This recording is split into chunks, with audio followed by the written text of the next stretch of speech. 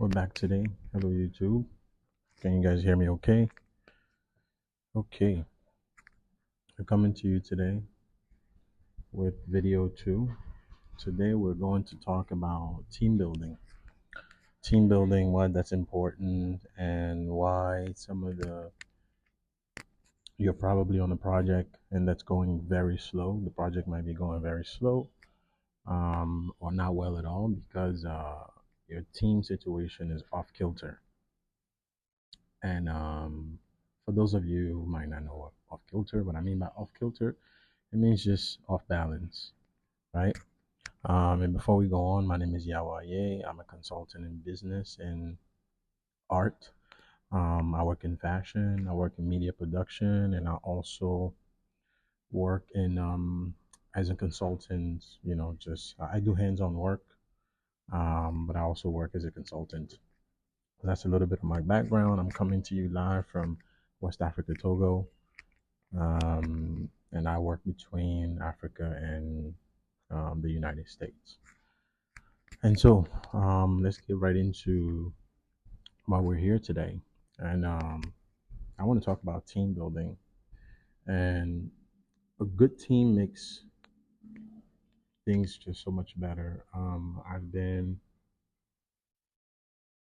building teams for a long time now. I think maybe we're going on 10 years of building teams, hiring, leading teams, and things like that. And when I started working with teams and building them, and based on the goal and what we have to do, I never wanted to work without a team.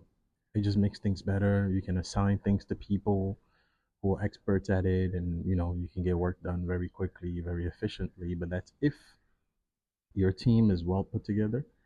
That is, if everybody on your team is, if you're on the same page, and if everyone is competent enough for the work, right?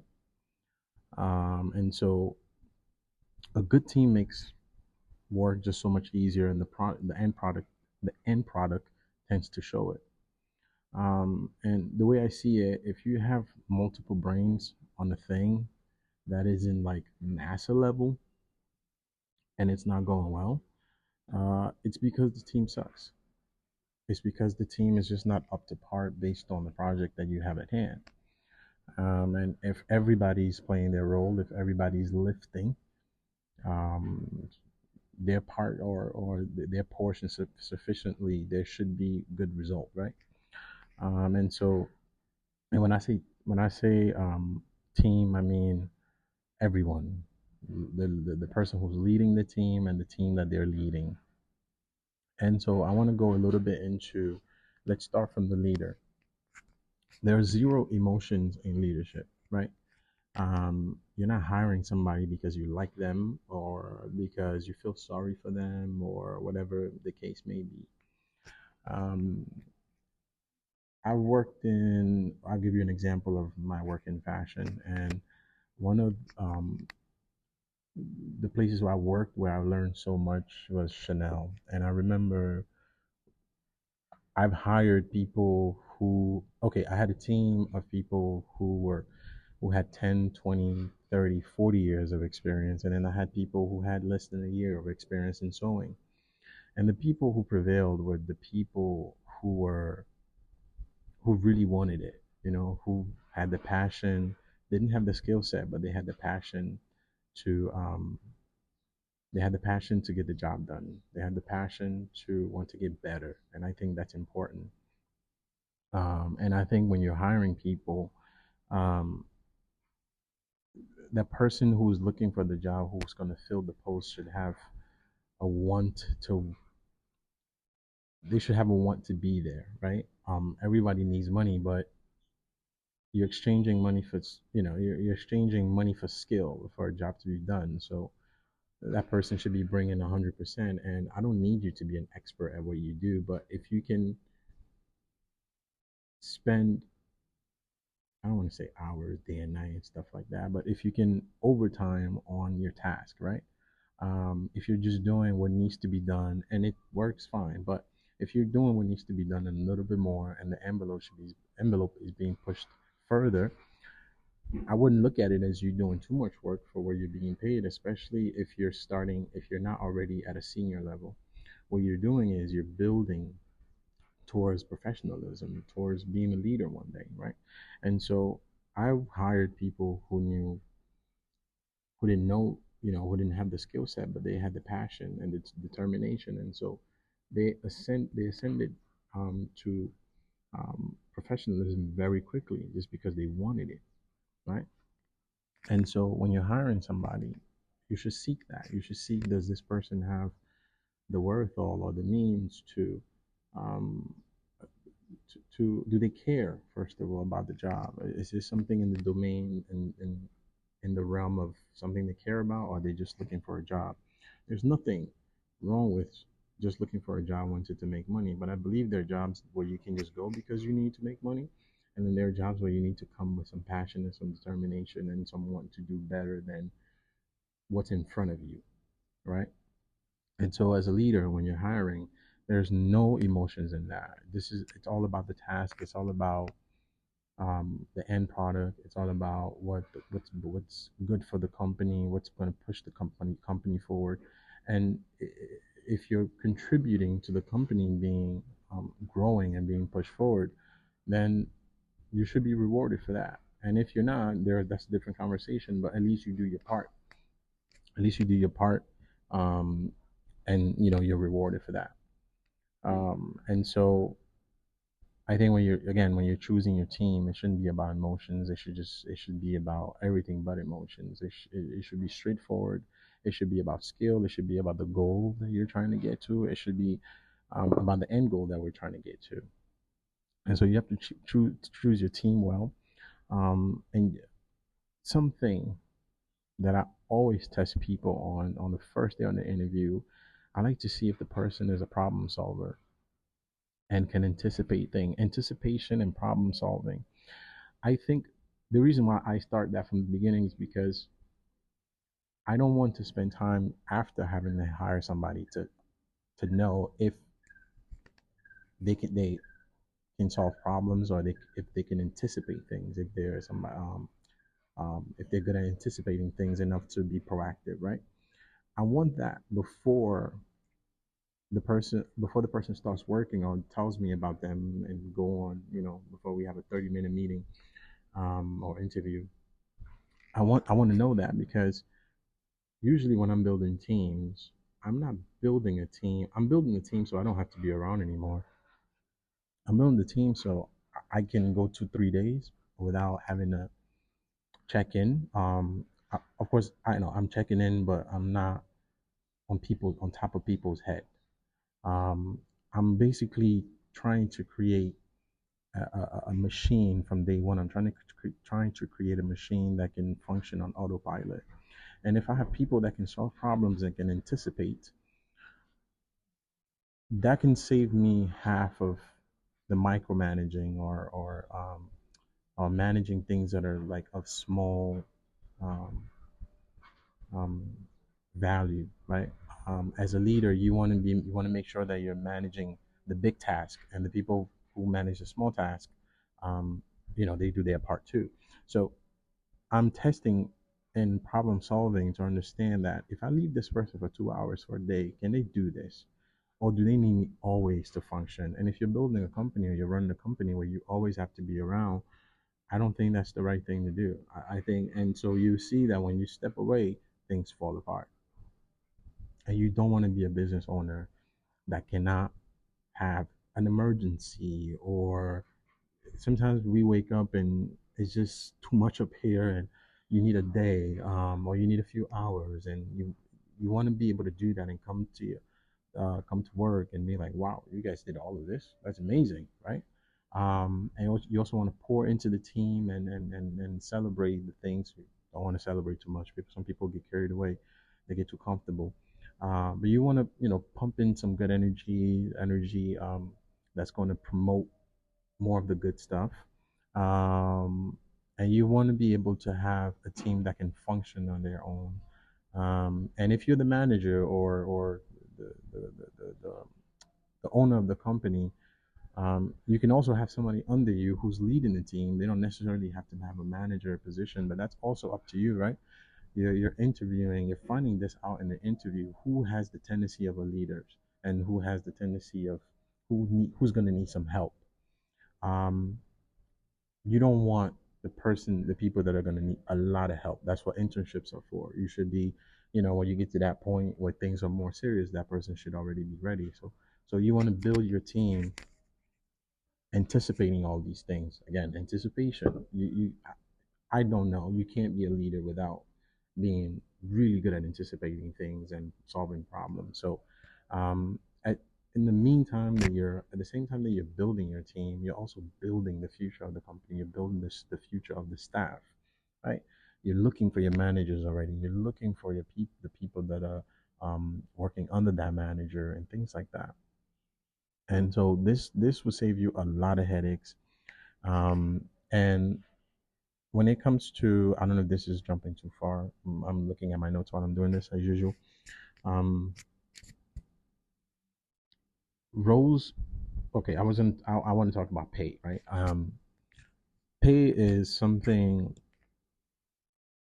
This is a sensitive subject, right? Because as a company, we have budgets. If you're startups, it's even a little bit more um, severe. We have budgets. We don't have a lot of budgets to hire people, but or we don't have budgets that we want to throw around. We want to pay adequately. We want to pay fairly, and depending on your budget, if you have a small budget, then you want to make sure you don't go over that budget. But we have to be honest with ourselves and understand what we're getting into when we're thinking about budgets. I think it's better to strategize in a way that first, let's work backwards. You have your goal. And is that goal going to make the company money? Is it going to push the company forward? And if it is, then you need to find somebody who's really good at what they do or good enough at that what they do, not a beginner, maybe intermediate or professional. And so you have to figure it out a way to find that budget to hire that person, right? Or to pay that person fairly so that person can do their job well. Because a lot of times when people aren't motivated at work, getting their value, they can kind of get discouraged. So um, I wouldn't don't look for the cheapest person you can get, because when you do that, you will accomplish one goal, which is paying someone the least what you can afford. um, but you're not going to com- complete the goal of hiring the person you need to get to this goal that you have in mind, and that goal should be defined so that you can work backward and hire that person accordingly, right? Um, and just hire just to, oh yeah, this person can do manager, or this person can do what do you call it, logistics, or this person can do sales. So I pay them this to do sales because this is what I can afford. Can you help me, please? Da, da, da. I've been through that. These arrangements, these agreements to pay somebody less or something where they're not really happy, it's gonna come back to bite you in the butt. It is. So what I suggest is that you figure out that your goal needs to match the level of professional you're trying to hire. And if you have to work, hustle to get the right budget to hire somebody who's going to actually help you push you forward, then it's worth it. But if you're hiring somebody that's you're just getting you're able to hire somebody that you can pay, right? You're prioritizing the least you can pay salary. That person it's gonna work for a certain time, and then you're gonna have to get rid of them and get someone else. But that money that you pay for that person, you may not be able to make back on that investment, right? So a lot of times, even if you don't have this can be very complicated, right? You might not have the means to hire a professional right away, but sometimes you need to find it just so you can save yourself headaches, so you can get to your goal, so you can get to your goal and make the money you need to make, so you can hire those professionals comfortably and more professionals comfortably in different parts of your company so that your company can run smoothly, your team can run smoothly, and things like that. If you don't have the money to hire a lot of people, then you want to hire people, you want to hire very few people, or maybe one or two people who are really good at what they do. So I think it's better to put a lot of effort into finding the means to hire those people, or just know that if you're doing, if you're hiring below that, you're gonna run into some problems. And I think time costs money. When you lose that time, you don't get that back. I rather somebody work for me. I rather somebody work for me to pay themselves and then pay me. Right? That's kind of how I look at it. And so that subject is, it's a bit of a sensitive, complicated subject. I'm open to getting into details with anybody who might want to discuss it or having issues with it. And moving forward, after you've hired the person, I think roles should be clearly defined. I think from day one, roles should be clearly defined. You don't want to hire somebody and give them too much, give them an unrealistic amount of work, especially if you're not paying them what they ask for. Those things tend to fall apart in the future, and they fall apart when you don't anticipate it. And that person will quit on you when you have a big goal or a big project or big task to do. They're gonna quit, and that becomes what that becomes. And so roles need to be clearly defined. And if somebody is getting a little bit lost on what their roles are, you remind them that this is what you're supposed to do, and it should be within the expertise and or something they like doing, or it's easy enough for them to do, or something just it should be fair. It should be adequate. It should be sufficient. Um, it should be along the lines of what the person can do under the time you need them to do it. Okay. Um, and you want to make sure you measure their performance, and you want to make sure you keep up with their performance. That means maybe every month, maybe bi-monthly, or at the beginning, maybe check in a little bit more often. And then when you see that they get it, and you can let go a little bit. But if you don't want to micromanage, very easy. Hire the person, set goals for them, and then check in, and then have what do you call it? Have a review with them from time to time, based on performance. And if the performance is not there, then you need to get somebody else. Again, no emotions. Everybody needs an opportunity, but you have a goal to be met. You have a job to do. So um, you need to measure their performance. You need to give them hard goals and soft goals. Don't let people just stand around doing nothing. They always need to either be working to get better at what they're doing, or working on the task that you're giving them, right? Um, I have more than 20 years experience in fashion alone, but I have the other things that I do. Maybe we can cut it up to like maybe 30 years of experience at this point. But I study every day. I try to get better at what I'm doing every day, because the world is competitive. I never want to feel like a dumbass in what I'm supposed to be good at. And so I'm always trying to get better, trying to stay ahead of myself and things like that. And I don't see why the people on my team shouldn't be doing the same thing. I think if we're on the same page, then we would perform accordingly, and then we will win accordingly. So I think team members should be doing the same thing. And if you don't see them doing that, then that needs to be outlined. And if that person is just not understanding that, then you need to move on to someone else. If you don't do this like this, you're going to lose time and money. Things need to be about the goal, and that's it.